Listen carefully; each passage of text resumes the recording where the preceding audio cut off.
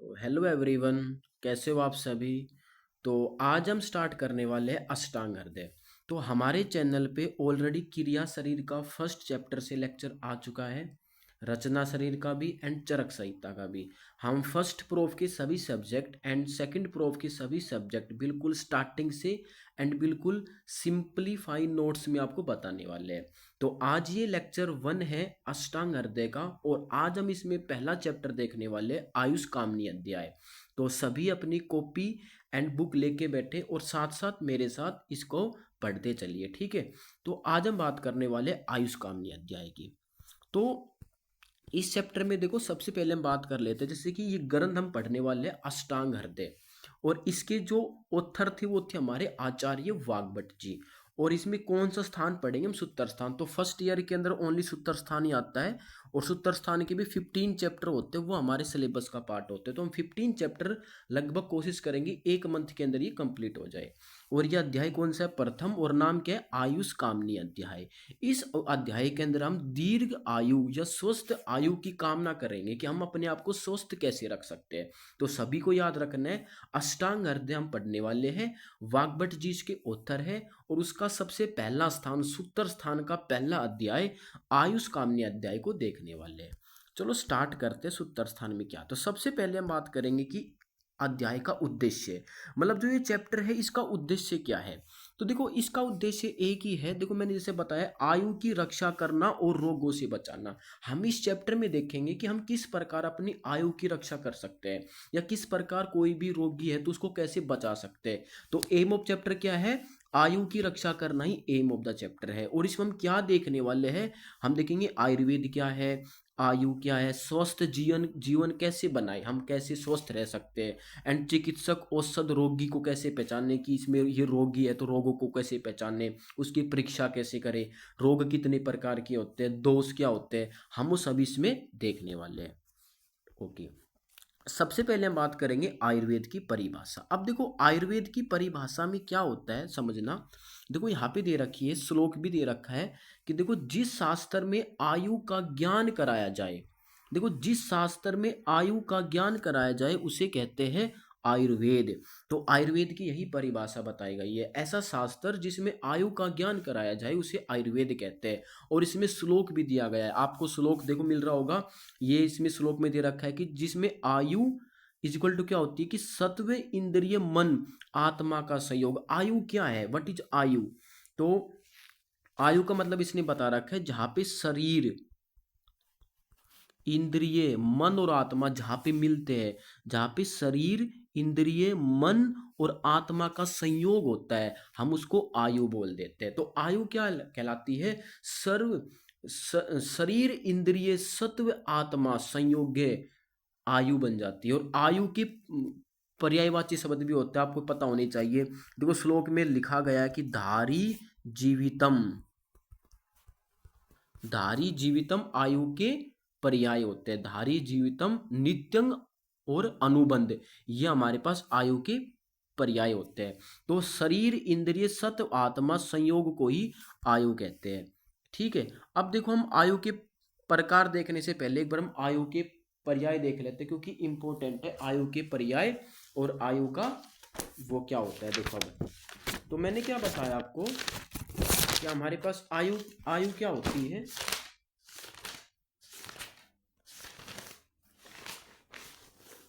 देखो, शरीर, इंद्रिय, सत्व, आत्मा संयोग धारी जीवितम नित्यंग अनुबंध पर्याय उच्यते, ये श्लोक दे रखा है, आप एक बार बुक में देखना।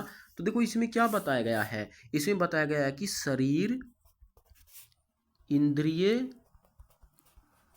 सत्व, मतलब इसको मन बताया गया है, सत्व को बोलते हैं मन, और आत्मा, जहां पे ये चारों चीजों का मिलन होता है हम उसको शरीर बोलते हैं, या फिर हम उसको आयु बोलते हैं, आयु।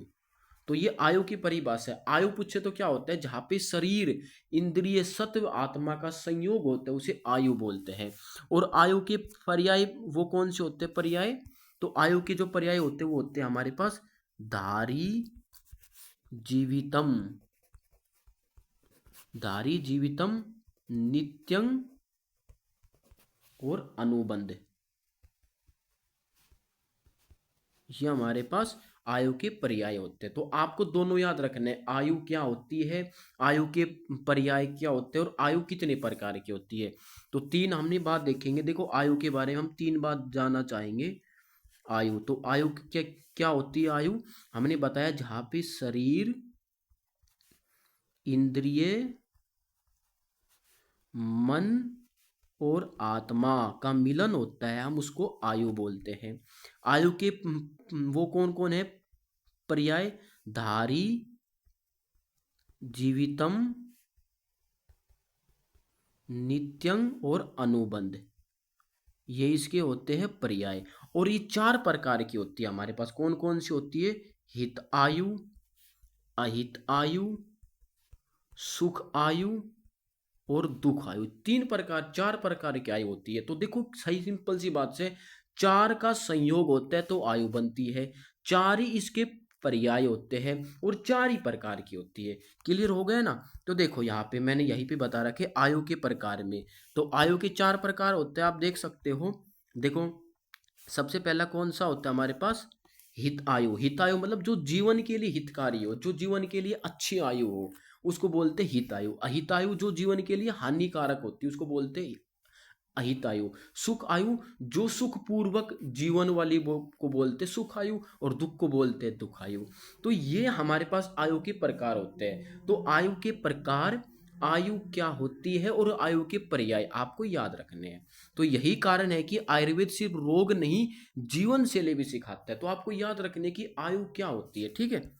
ओके, अब हम बात करने वाले हैं अपने, अब देखो आयुर्वेद के दो मुख्य प्रयोजन। अब देखो हमारे आयुर्वेद के अंदर ना, आयुर्वेद का दो मुख्य वो होता है प्रयोजन की मेन, जो आयुर्वेद का सिद्धांत होता है वो देखो दो होता है। एक तो स्वस्थ व्यक्ति की स्वास्थ्य की रक्षा करना। देखो समझो, मान लो एक व्यक्ति है, अब देखो आयुर्वेद के दो दो इंपॉर्टेंट वो क्या है मोटिव, एक व्यक्ति है जो स्वस्थ है और एक व्यक्ति है जो रोगी है। तो स्वस्थ व्यक्ति को स्वस्थ रखना, मतलब मैं स्वस्थ हूं तो मैं स्वस्थ कैसे रह सकता हूं, और एक दूसरा कोई रोगी है तो उसको कैसे स्वस्थ किया जाए। तो दो ही मुख्य प्रयोजन आपसे पूछे, आयुर्वेद के मुख्य प्रयोजन दो ही होते हैं, स्वस्थ व्यक्ति की स्वस्थ को बनाए रखना और रोगी को स्वस्थ बनाने की प्रक्रिया। ये दो होता है आयुर्वेद का मुख्य प्रयोजन। Very good. अब हम बात करने वाले हैं अपने नेक्स्ट पार्ट की।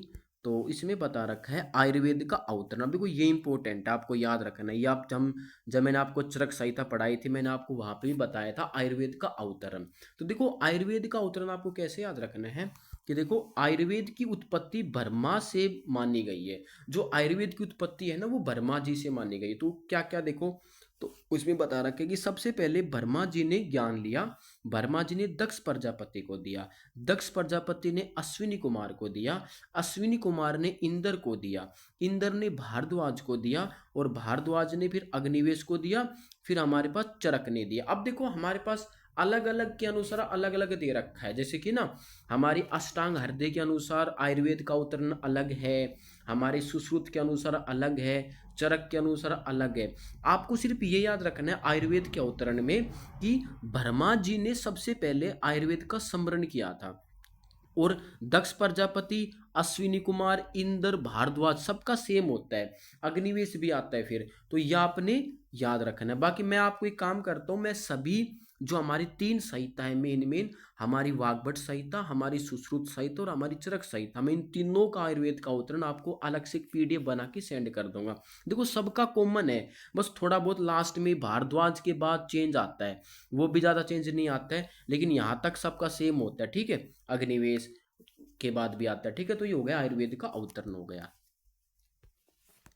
अब बात करने वाले आयुर्वेद के अष्टांग अंग। देखो आयुर्वेद के 8 अंग होते हैं, जैसे ही मैंने आपको चरक में बताया था। ये 8 अंग होते हैं आयुर्वेद की, जहाँ पे हमारी पूरी आयुर्वेद का सार भाग होता है। ये देखो, अब देखो समझना, सबसे पहला होता है हमारे पास काय चिकित्सा। काय चिकित्सा का मतलब क्या होता है कि जवर एवं शारीरिक रोग जितने भी, देखो काय का मतलब क्या होता है शरीर, और चिकित्सा मतलब उसकी चिकित्सा करना। शरीर में जितने भी रोग होते हैं, शारीरिक रोग को ठीक करने वाली जो अंग होता है आयुर्वेद का, उसको बोलते हैं काय चिकित्सा। बाल चिकित्सा जो बालक के अंदर होती है, शिशु, गर्भ या प्रस्तुति जो रोग होते हैं उनको बोलते हैं बाल चिकित्सा, कुमार भरते हैं। फाइनल ईयर में सब्जेक्ट आप वहाँ पे देखोगे बाल चिकित्सा। गृह चिकित्सा मतलब भूत विद्या को बोलते हैं, बालों के मानसिक मतलब जो भूत विद्या होती है ना उसको बोलते हैं गृह चिकित्सा। शाल्य तंत्र जो हमारी ईएनटी होती है ना, नेत्र कर्ण नासिका कंठ रोग होते हैं हमारे, जो इसको बोलते हैं शाल्य तंत्र। जो हमारे नेत्र के रोग होते हैं, कर्ण के रोग होते हैं, कंठ रोग होते हैं, थ्रोट, उनको बोलते हैं शाल्य तंत्र। शल्य तंत्र को बोलते सर्जरी, बोलते सर्जरी करने को बोलते शल्य। अगध बोलते टॉक्सिकोलॉजी, विष या फिर जो हमारी स्नेक बाइट होती है उनकी चिकित्सा को बोलते हैं अगध तंत्र। जवर जरा चिकित्सा, देखो ये इंपॉर्टेंट है, रसायन। जरा मतलब जो हमारी आयु को कम करे या जो हमें जवान रखे उसको बोलते हैं जरा चिकित्सा, जो हमारी दीर्घायु बनाने में हेल्प करे। एक होती है वाजीकरण, जो शुक्र शुद्धि या फिर हमारी जो संतान उत्पत्ति में हेल्प करते हैं उसको बोलते हैं वाजीकरण। तो ये 8 अंग होता है, आपको याद रखने हैं। काय बाल गृह शालक्य शल्य अगध जरा वाजीकरण। ओके, देन हम आगे देखने वाले हैं। आगे हमारे पास अब बात करेंगे दोषों का वर्णन। देखो फर्स्ट चैप्टर के अंदर दोष का वर्णन बता रखा है। अब देखो मैं आपको दोष का वर्णन आसानी से एक बार समझाता हूँ कि दोष एक्चुअली क्या है। देखो हमारी बॉडी में जो दोष होते हैं ना, दोष वो बेसिकली 2 प्रकार के होते हैं, मैं आपको समझाता हूँ। एक होता है शारीरिक दोष और एक होता है मानसिक दोष। ठीक है, दोष 2 होते हैं, शारीरिक दोष और मानसिक दोष। यहीं पे समझ लो, बाद में दिक्कत नहीं आएगी आपको। ठीक है, बार बार। शारीरिक दोष होते 3, कौन कौन से? वात, पित्त और कफ। और मानसिक होते हैं जो जो हमारी मानसिक के दोष होते हैं, मतलब हमारे जो मन के दोष होते हैं, तो वो होते हैं 2, रज और तम। तो ठीक है, तो दोष 2 होते हैं, शारीरिक दोष जो हमारे शरीर के दोष होते हैं, वात पित्त कफ। मानसिक दोष जो हमारे मन के दोष होते हैं, कौन कौन से होते हैं? रज और तम। देखो दोष 2 होते हैं मानसिक, लेकिन मानसिक जो गुण होते हैं वो 3 होते हैं, सत्व रज तम। आपसे पूछिए मानसिक दोष कितने हैं? मानसिक दोष 2 होते हैं, रज और तम, लेकिन मानसिक गुण वो 3 होते हैं, सत्व रज तम। सत्व दोष नहीं है, सत्व एक प्रकार का वो होता है, गुण, क्वालिटी है, एक अच्छी बात होती है। ठीक है, तो ये आपको याद रखने, दोष 3 प्रकार के होते हैं। अब 3 प्रकार के दोष कौन कौन से होते हैं? देखो मैंने बताया वात, पित्त और कफ। अब देखो समझना वात क्या है। तो देखो बेसिकली वात को मतलब क्या होता है? वात मतलब वायु। ठीक है, पित्त मतलब अग्नि और कफ मतलब होता है जल को बोलते हैं। ठीक है, मतलब ये इसमें पंच महाभूत की प्रधानता होती है। वात के अंदर वायु पाई जाती है, पित्त के अंदर अग्नि पाई जाएगी, कफ के अंदर जल पाया जाएगा। मतलब वात मतलब वायु, मतलब हमारे शरीर में जहाँ पे वायु का स्थान है ना, वहां पे बेसिकली वात का स्थान होगा। पित्त जहाँ पे अग्नि का स्थान होगा वहां पे पित्त होगा, और जल जहाँ पे जल का स्थान होगा वहां पे कफ होगा। तो ये 3 हमारे पास दोष होते हैं, वात पित्त और कफ। अब मैं आपको इसकी डिटेल, जब आप क्रिया शरीर देखोगे वात पित्त कफ, वहां पे अलग से इन चैप्टर के बारे में बता रखा है डिटेल में। आपको वहां पे वात पित्त कफ अच्छे से एक्सप्लेन किया जाएगा कि वात क्या होता है, कैसे काम करता है, क्या इसके गुण है, क्या कर्म है, कितने प्रकार के होते हैं, कौन से कहाँ पे पाए जाते हैं। आपको वहां पे पूरे 3 चैप्टर है वात पित्त कफ के, आपको वहां पे बता दिया जाएगा। अभी सिर्फ याद रखना कि वात पित्त कफ 3 हमारे पास शारीरिक दोष होते हैं, जहाँ पे वात के अंदर वायु होती है, पित्त के अंदर अग्नि होती है, कफ के अंदर जल महाभूत की प्रधानता होती है। ठीक है, अब देखो मैंने आपको बताया। अब देखो यहाँ पे देखो, ये शरीर के 3 दोष मैंने आपको बताए। तो देखो ये 3 दोष होते हैं, आयुर्वेद में शारीरिक दोष 3 होते हैं। देखो वात, वात दोष क्या होता है? देखो वात का मतलब होता है चल रुक्ष शीत गुण। मतलब जिसके अंदर वात दोष होते हैं ना, उसके अंदर चल गुण। चल गुण क्यों होगा? सिंपल सी बात है, वायु। वायु का काम क्या होता है? चलना। वायु हमेशा गतिशील होती है ना, गतिशील है तो मतलब वो चलती रहती है। तो चल, रुक्ष, वायु होती है, रुक्ष होती है ना। देखो अगर हम गीले कपड़े को सुखाते हैं तो वायु उसको सुखा देती है, मतलब उसके अंदर रुक्षता का गुण पाया जाएगा। और वो शीतल भी होती है, ठंडी भी होती है, तो इसके अंदर गुण पाया जाएगा। हमारी जितनी भी शरीर में गतिवान चीजें होती है वो सभी वात दोष की वजह से होती है। फिर मैंने बताया पित्त। अब देखो पित्त का मतलब क्या होता है? अग्नि। तो जिसके अंदर उष्णता, अग्नि के अंदर क्या पाई जाएगी? उष्णता पाई जाती है, तो उष्णता तीक्ष्ण गुण पाया जाएगा। हमारी जो पाचन शक्ति होती है, जो हमारे डाइजेस्टिव एंजाइम्स होते हैं, वो बेसिकली पित्त दोष से बने होते हैं, उसके अंदर पित्त दोष पाया जाता है। तो हमारी जो जठराग्नि होती है, पाचन का काम होता है हमारी बॉडी में, दहा का काम होता है, रक्त से संबंधित काम होते हैं, वो पित्त दोष के द्वारा होता है। और कफ का मतलब क्या होता है? गुरु। मैं मतलब कफ क्या होता है? भारी चीजों को बोलते हैं गुरु। देखो गर्म चीजों को पित्त बोलते हैं, जो चीज ज्यादा गति गतिशील होती है उसको वात बोलते हैं। और जो चीजें बहुत भारी होती है गुरु होती है। गुरु मतलब भारी। गुरु मतलब गुरु को बोलते हैं भारी। और सिंह सिंह मतलब जिसमें घी हो गया। जो चीजें भारी होती है, घी हो गया हमारा, दूध हो गया, घृत हो गया, ये सभी होती है कफ दोष की। तो ये स्थिरता बनाती है, शरीर के अंदर बल देती है। तो ये तीन प्रकार के शारीरिक दोष होते हैं। बस अभी इसको समरी देख लो। इसकी डिटेल क्लास हम आपको बाद में बताएंगे क्रिया शरीर के अंदर। अब हम बात करने वाले हैं, देखो, त्रिदोष। अब मैंने बताया कि इसके स्थान कहाँ पे है। तो देखो, अब हमारे जो तीन दोष होते हैं ना, वात पित्त कफ। अब देखो वात मैंने क्या बताया, वात हमारी नाभि के नीचे होता है। हमारे देखो तीन, देखो ऐसे समझो कि ये हमारी बॉडी है, ठीक है। ये देखो ये हमारी बॉडी है, ठीक है। अब ये समझो कि ये हमारी होगी नाभि, बीच का प्रदेश नाभि है। ये नाभि के नीचे का हिस्सा, ये नाभि का ऊपर का हिस्सा, ठीक है। अब देखो मैंने क्या बताया, नाभि के नीचे, नाभि के नीचे पाया जाएगा वात। यहाँ पे मिलेगा वात, ठीक है। नाभि, और नाभि पे समझो कि नाभि पे मिलेगा आपको पित्त। और नाभि के ऊपर क्या मिलेगा आपको, मिलेगा आपको कफ। ये आप समझो कि वात पित्त कफ का स्थान देखो ये दे रखा है। वैसे देखो पूरी बॉडी में वात होता है, पूरी बॉडी में पित्त होता है, पूरी बॉडी में कफ होता है। लेकिन मेन स्थान पूछे ना आपसे, तो अष्टांग हृदय के अनुसार, अष्टांग हृदय ने हमारी पूरी बॉडी को तीन भागों में डिवाइड कर रखा है। नाभि, नाभि के ऊपर का हिस्सा मतलब नाभि और हृदय का बीच का हिस्सा, और नाभि के नीचे का हिस्सा।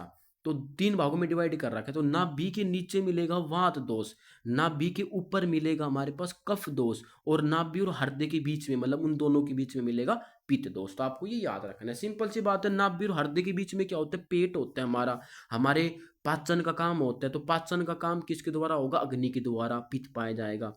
ऊपर क्या है, कफ है, क्योंकि जितने भी हमारे कफज रोग होते हैं, खांसी हो गई, जुकाम हो गई, वो कफ की वजह से होते हैं। नीचे हमारी वात होती है। तो ये आपको याद रखने हैं। अब हम बात करेंगे जो हमारे जो त्रिदोष होते हैं उस पर अग्नि का प्रभाव। देखो हम अग्नि के बारे में देखने वाले हैं।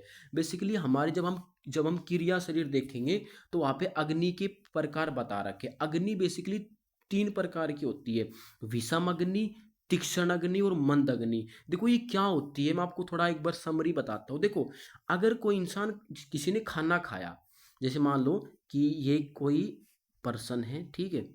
अब इसने खाना खाया, अगर ये इसका खाना बहुत जल्दी पच जाता है, मान लो 2 घंटे में पच गया, तो इसकी अग्नि है, तीक्ष्ण अग्नि है इसकी, ठीक है। अगर इसने खाना खाया, अगर ये 4 घंटे में पचा, तो ये होगी इसकी मंद अग्नि। और ये अगर खाना पचा ही नहीं, मतलब बहुत बहुत ज्यादा टाइम लग रहा है, उसको बोलते हैं विषम अग्नि। तो विषम अग्नि को बोलते हैं वात दोष। तो ये आपको याद रखनी, तीन प्रकार की अग्नि होती है।